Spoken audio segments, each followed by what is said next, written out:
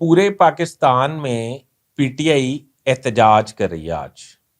पूरे पाकिस्तान में सिर्फ एक फर्द वाहिद को गिरफ्तार किया गया जिसका नाम सलमान अकरम राजा है। सलमान अकरम राजा को किसने गिरफ्तार करवाया और क्यों गिरफ्तार करवाया, ये आज मैं आपको बताऊंगा। बराए मेहरबानी आपने मेरा टिकटॉक अकाउंट जो है वो काइंडली फॉलो ज़रूर करना है ताकि तमाम गर्मा गर्म खबर आपकी खिदमत में आ सके।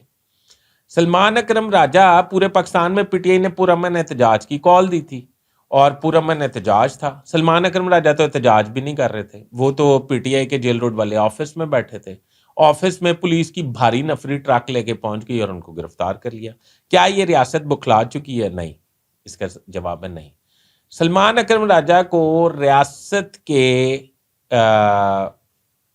ब्लू आइड मून समझते हैं, यानी कि उनके चहीते ओन चौधरी ने गिरफ्तार करवाया ताकि वो कोर्ट से फॉर्म 45 के जरिए उनकी जीत हार में तब्दील ना करवा लें।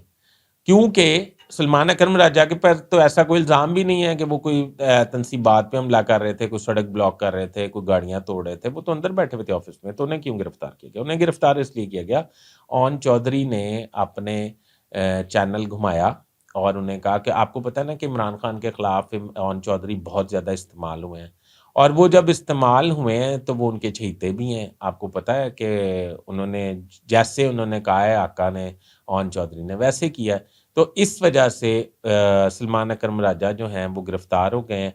आने वाले वक्त में मैं नहीं समझता कि सलमान अकरम राजा को इतनी जल्दी छोड़ देंगे कि ओन चौधरी जो है वो आराम से अपनी जो जाली फतह है उसको शिकस्त मान लें।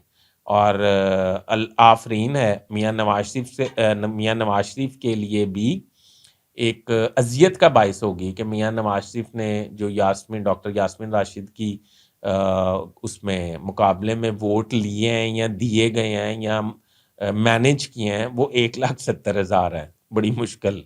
ठीक है जी।